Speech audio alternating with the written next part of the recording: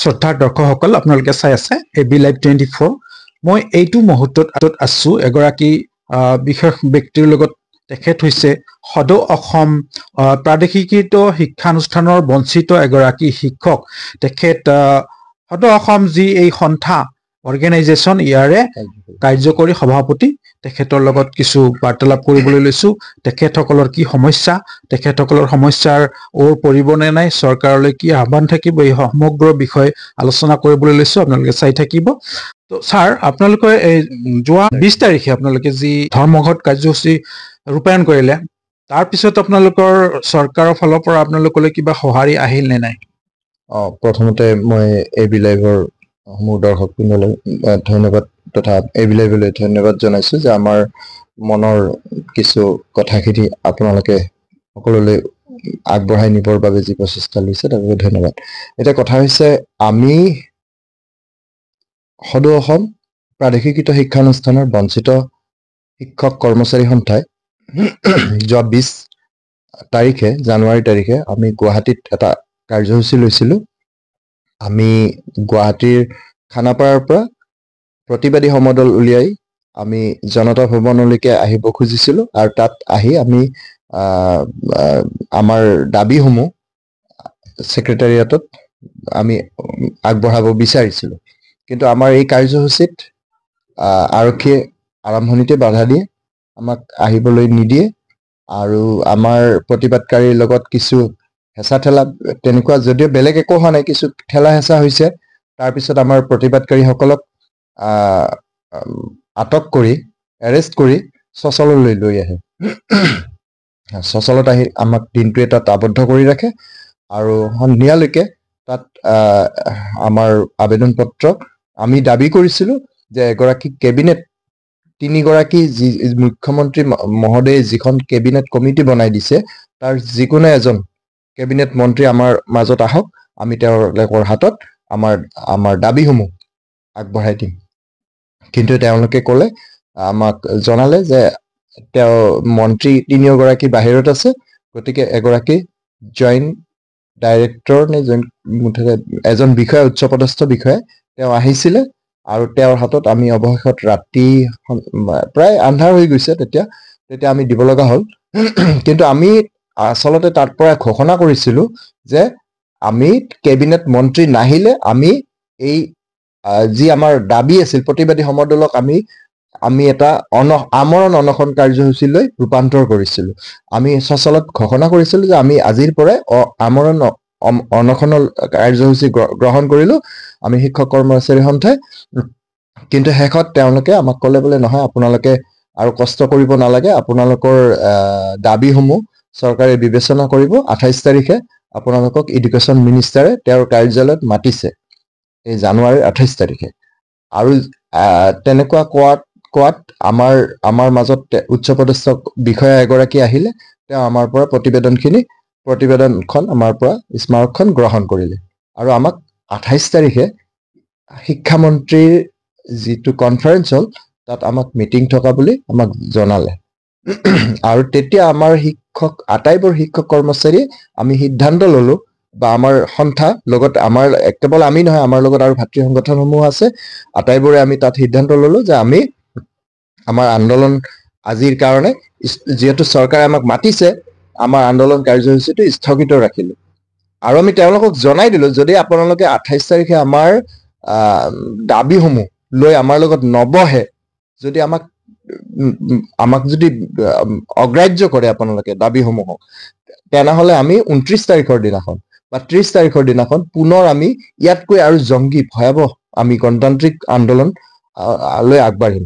আৰু তাত যদি কিবা ক্ষতি হয়, আৰু যিহেতু আমাৰ বেছিভাগ মানুহ 50ৰ ঊৰ্ধৰ, 50ৰ তলৰ মানুহ কমেই, কেইজনমানহে আছো, হয়তো বেছিভাগ মানুহ আমি ৰিটায়াৰ হ'ব লগা 25-30 বছৰ তেওঁলোকে জীৱন পাৰ কৰিছে। গতিকে তেনেধৰণৰ মানুহবিলাকে আন্দোলন কৰাটো খুবেই শাৰীৰিকভাৱে খুব বিপদ। গতিকে তেনেধৰণৰ মানুহৰ কাৰণে যদি কিবা বিপদ হয় বা আন্দোলন যদি আমাৰ বেয়া ফালে গুচি যায়, তাৰ বাবে সম্পূৰ্ণৰূপে চৰকাৰ দোষী হ'ব। আমি এই কথাটো ঘোষণা কৰি দিছোঁ অলৰেডি। আৰু আমি 30 তাৰিখৰ কাৰণে আমাৰ ফালৰ পৰা আমি সম্পূৰ্ণ সাজু আছো যদি চৰকাৰে আমাৰ লগত 28 তাৰিখত কোনো আমাৰ লগত নবহে আৰু আমাৰ দাবী হ'ল আমাৰ দাবীবিলাক বিনা চৰ্তে চৰকাৰে মানিব লাগিব যেহেতু আমি আজিলৈ কৰ্ম কৰি আছো আপোনাৰ বিদ্যালয়খনৰ নাম কি আছিলে মই যিখনত কাম কৰো সেইখন হ'ল বহতি উচ্চতৰ মাধ্যমিক বিদ্যালয় আপুনি কেইবছৰ কাম কৰিছে মই 2008 চনৰ পৰা কাম কৰি আছো কৰ্মৰত আছো একেৰাহে কৰ্মৰত আছো আৰু এতিয়া প্ৰায় 16 বছৰ হ'লে আৰু 16 বছৰ কন্টিনিউয়াছলি কাম কৰি আছে তেখেতে ছাৰে আৰু এই 16 বছৰ কাম কৰাৰ পিছতো এতিয়ালৈকে বঞ্চিত হৈ আছে গতিকে এই বঞ্চিত শিক্ষকসকলৰ শিক্ষক শিক্ষয়িত্ৰী যিসকল আছে অসমৰ যিমান আছে প্ৰায় 5500 এনেকুৱা ড্ৰপ বঞ্চিত শিক্ষক শিক্ষয়িত্ৰী আছে ইয়াৰ ভিতৰত আকৌ নন টিচিং আছে নেকি আছে মই আপোনালোকক জনাব পাৰিম ইয়াত আমাৰ তাৰমানে প্ৰাথমিক বিদ্যালয়ৰ পৰা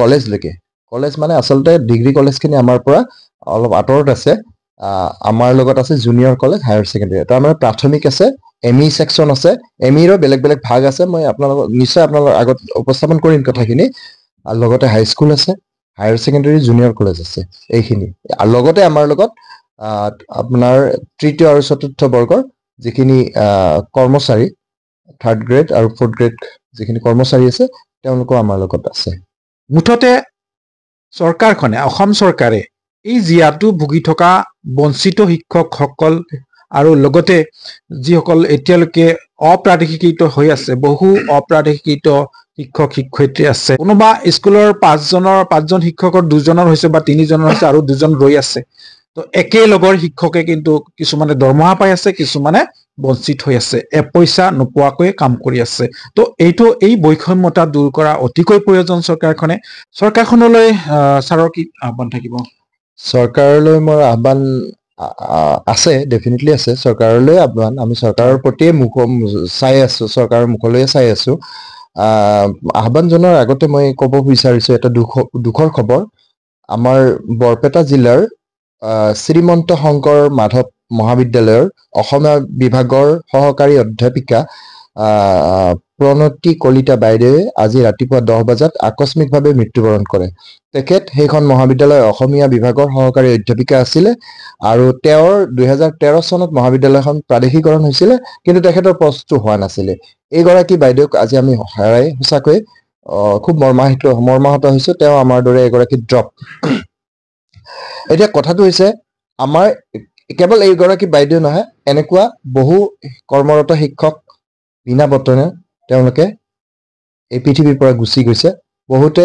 চিকিৎসাৰ অভাৱত মৃত্যুবৰণ কৰিছে আৰু বহুতে আমাৰ আত্মহত্যা কৰিছে গতিকে এনেধৰণৰ প্ৰমাণ আমাৰ হাতত আছে এতিয়া কথা হৈছে কি চৰকাৰলৈ আমাৰ আহ্বান হ'ব আমি যিমানখিনি মানুহ কাম কৰি আছো ইয়াত মই আপোনাক ক'ব বিচাৰিছো ইয়াৰ আমাৰ সমস্যাখিনি মই এবাৰ আপোনালোকৰ আগত ক'ব বিচাৰিছো যে আমাৰ প্ৰাথমিক বিদ্যালয়ৰ বিভিন্ন সমস্যা আছে এতিয়া প্ৰাথমিক বিদ্যালয়ৰ বিভিন্ন শিক্ষক আছে তেওঁলোকৰ বিভিন্ন ধৰণৰ সমস্যা আছে এমই হাই স্কুলৰ মানে কিছুমান কমন সমস্যা আছে যেনে 3rd 4th পোষ্ট এমই আৰু হাই স্কুলৰ আমাৰ 5+6+1 পেটাৰ্ণ এইবিলাক আছিল এমালগেমেশ্যন হিন্দী সংস্কৃত আৰবী সেকশন টিচাৰ আমাৰ মানে যিটো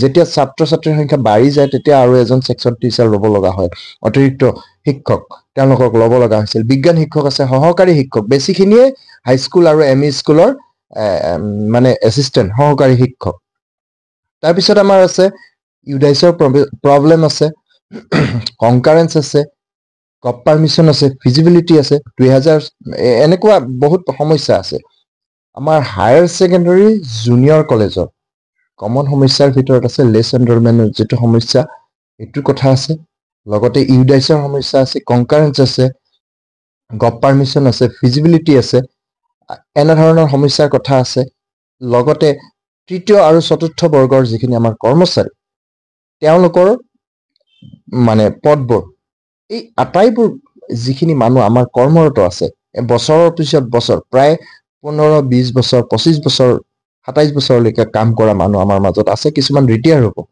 এতিয়া কথা হ'ল আমাৰ যিখিনি ড্ৰপ LPৰ পৰা জুনিয়ৰ কলেজলৈকে 2013 আৰু 2021 চনত যিখিনি ড্ৰপ কৰ্মচাৰী আছে, এই কৰ্মচাৰীখিনিৰ দুই ধৰণৰ কৰ্মচাৰী আছে।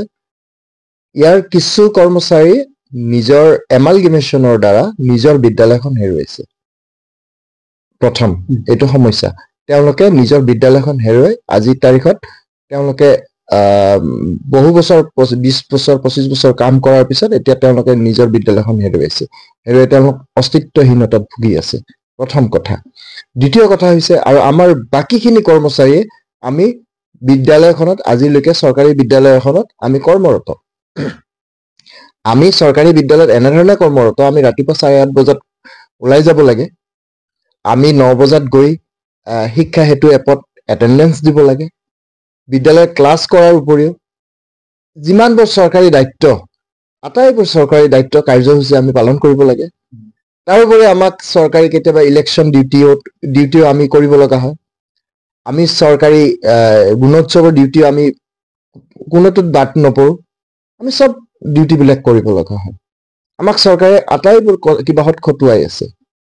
ইমানখিনি খটুৱাৰ পিছতো এতিয়া এই মানুহখিনিক কিন্তু চৰকাৰে দৰমহা নিদিয়ে। এটা সময়ত আমি পাইছিলোঁ, আমি 2005 চনৰ পৰা 2015 চনলৈকে আমাৰ এই মানুহখিনিয়ে ফাইনেন্সিয়েল এছিষ্টেঞ্চ বুলি এটা ফিক্সড দৰমহা পোৱা হৈছিল। তাৰপিছত চৰকাৰে কৌশলগতভাৱে প্ৰাদেশিকৃত কৰিব গৈ এই কৰ্মৰত মানুহখিনিক দৰমহাৰ পৰা বঞ্চিত কৰিলে। কিন্তু কৰ্মটোতো কৰি থাকিলে মানুহখিনি। ইয়াৰ ফলত কি হৈছে, মানুহখিনি আৰ্থিক দৈন্যতাত ভুগি আছে। মানুহখিনি আৰ্থিক দৈন্যতাত ভোগাৰ ফলত, কাৰণ মানুহজনে যদি দিনটো ৰাতিপুৱা 8:30 বজাত গা ধুই ভাত খাই ঘৰৰ পৰা ওলাই যাব লগা হয় আৰু আবেলি 3:30 বজাত 3 বজালৈকে যদি ডিউটি কৰিব লগা হয়, তেনেহ'লে মানুহজনৰ আৰু বাকী উপাৰ্জনৰ কিবা ৰাস্তা থাকিব পাৰে নেকি? দিনটোৱে তাত থাকিল, গধূলি ঘৰত ঘূৰি আহি। ইয়াৰ ফলত কি হৈছে, মানুহজনৰ উপাৰ্জনৰ কোনো ৰাস্তা নাই। এইটো কাম কৰি কৰি আমাৰ মানুহবিলাক বৃদ্ধ অৱস্থা হ'ল, ৰিটায়াৰ্ড হ'ব বেছিভাগ মানুহ। গতিকে এইখিনিৰ কথা আমি চৰকাৰক সেইকাৰণে অনুৰোধ জনাওঁ যে আমাৰ এই মানুহখিনিক যেনেকেই হওক, এতিয়া এমালগেমেশ্যন হৈছে, তেওঁৰ বিদ্যালয়খন হেৰাইছে, তেওঁক অন্য পষ্টত দিয়ে দিয়ক। কাৰণ মানুহখিনি অভিজ্ঞ, প্ৰত্যেকেই চাকৰি শিক্ষকতা কৰি প্ৰতি বছৰে হাজাৰ হাজাৰ ষ্টুডেণ্ট আমাৰ এই শিক্ষকখিনিয়ে ছাত্ৰ ছাত্ৰীক জ্ঞান দি, এই ভেঞ্চাৰ স্কুল বা এই ড্ৰপ পৰা শিক্ষকবিলাক বেছিভাগে ভিতৰুৱা অঞ্চলত কাম কৰে, য'ত শিক্ষাৰ বেলেগ ব্যৱস্থা নাই। সেইবিলাক অঞ্চলত শিক্ষা দি তেওঁলোকে চলাই আছে, শিক্ষানুষ্ঠানবিলাক চলাই আছে। খুব প্ৰয়োজন সেই ঠাইবিলাকত। গতিকে সেই ঠাইৰ পৰা এই শিক্ষকসকলক বঞ্চিত কৰি শিক্ষকৰ আধা শিক্ষকে বা বেছিখিনি শিক্ষকে দৰমহা পায়, এজন দুজন শিক্ষক তাত বিনা বেতনে খাটি আছে। এইটো এটা খুব ডাঙৰ মানে শিক্ষকখিনিৰ মানসিকভাৱে এটা মানে অশান্তিত ভুগি আছে। গতিকে আমি চৰকাৰৰ ওচৰত অনুৰোধ জনাওঁ যে এই শিক্ষকখিনিক অতি সোনকালে আমাৰ সমস্যাবোৰ বিনা চৰ্তে মানৱতাৰ খাতিৰতে হওক আমাৰ এই সমস্যাবোৰ সমাধান কৰি আমাৰ শিক্ষকসকলক অসমৰ শৈক্ষিক পৰিৱেশ উন্নত কৰাৰ ক্ষেত্ৰত বা ছাত্ৰ ছাত্ৰীৰ ভৱিষ্যত ভাল কৰাৰ ক্ষেত্ৰতে হওক আমাৰ এই শিক্ষকখিনিৰ সমস্যাটো সমাধান কৰি যাতে আমাক উপকৃত কৰে। এই আমাৰ চৰকাৰলৈ, মাননীয় শিক্ষামন্ত্ৰীলৈ, মাননীয় মুখ্যমন্ত্ৰীলৈ আমাৰ অনুৰোধ। হয়, নিশ্চয়কৈ এয়া এক পৰিতাপৰ বিষয়। মুন ছাৰে ক'লে যে এগৰাকী শিক্ষয়িত্ৰী অধ্যাপিকা, সহকাৰী অধ্যাপিকা, অসমীয়া বিভাগৰ শংকৰ মাধৱ কলেজৰ তেখেত আজি ঢুকালে। এনেধৰণে তেখেতে জীৱনত কি পালে? চৰকাৰী এটা ইমান দিনে সেৱা আগবঢ়ায়ো চৰকাৰী কোনো এটা ফুটা কৰি এটা পইচা নাপাই বিনা বেতনে তেখেতে আজি এই পৃথিৱীৰ পৰা গুচি যাব লগা হ'ল। এটা সমীক্ষা ওলাইছিল, প্ৰায় 450 এনেকুৱা আত্মহত্যাই কৰিছে। এতিয়া যদি হিচাপ কৰা যায় বেছি হ'ব, 500ৰ অধিক হ'ব। আজি বিনা বেতনে কাম কৰা কিছুমান শিক্ষক চুইচাইড কৰিলে, এনেকুৱা এটা চৰম পন্থা ল'বলগীয়া হৈছে। তো এইবিলাক কথা কিন্তু অসম চৰকাৰে ভাবিবৰ প্ৰয়োজন আছে। মুখ্যমন্ত্ৰী মহোদয়লৈ আমাৰ ফালৰ পৰা বিশেষভাৱে অনুৰোধ থাকিব, শিক্ষামন্ত্ৰীলৈ অনুৰোধ থাকিব, আপোনালোকে অকণমান মানৱতাৰ দৃষ্টিত এই শিক্ষকসকল যিসকল আছে বঞ্চিত, আজি 13 চনত 21 চনত ড্ৰপ হৈ আছে, বঞ্চিত হৈ আছে, একেলগৰ শিক্ষক শিক্ষয়িত্ৰীয়ে কিন্তু দৰমহা পাইছে, চৰকাৰী দৰমহা খাই আছে, কিছুমানে খায় কিছুমানে চায়, এনেকুৱা এটা পৰিস্থিতি হৈছে। বৈষম্যতা দূৰ কৰি নিশ্চয়কৈ এই শিক্ষক শিক্ষয়িত্ৰীসকলক যাতে তেখেতসকলৰ চলাৰ কাৰণে ৰাস্তাটো খুলি দিয়ে আৰু যাতে তেখেতসকলে উন্নতদমে সেৱা আগবঢ়াই যাব পাৰে। লগতে যিসকল অপ্ৰাদেশিকৃত বিদ্যালয়ৰ শিক্ষক শিক্ষয়িত্ৰী আছে তেখেতসকলৰো একেই দশা। তেখেতসকলৰ বাবেও অনুৰোধ থাকিব চৰকাৰলৈ, আৰু আশা ৰাখিছো যিহেতুকে এটা কমিটি, কেবিনেট মিনিষ্টাৰৰ এটা 3জনীয়া কমিটি বনাই দিছে, এই কমিটিয়ে যাতে পৰ্যবেক্ষণ কৰি বিনা চৰ্তে এই ধৰণৰ শিক্ষক, অপ্ৰাদেশিকৃত যিসকল শিক্ষক আছে, শিক্ষয়িত্ৰী আছে, নন টিচিং গোটেইখিনিকে বিনা চৰ্তে আচলতে তেওঁলোকৰ ত্যাগৰ পিনে চাই বিনা চৰ্তে যাতে অসম চৰকাৰে বিবেচনা কৰি এই লোকসকলক এটা সংস্থাপন দিয়াৰ ব্যৱস্থা কৰে, পদবোৰ প্ৰাদেশিকৰণ কৰে। তাৰ বাবে বিশেষভাৱে টানি অনুৰোধ জনাই আজিলৈ ইমানতে সামৰিছো। জয় আই অসম।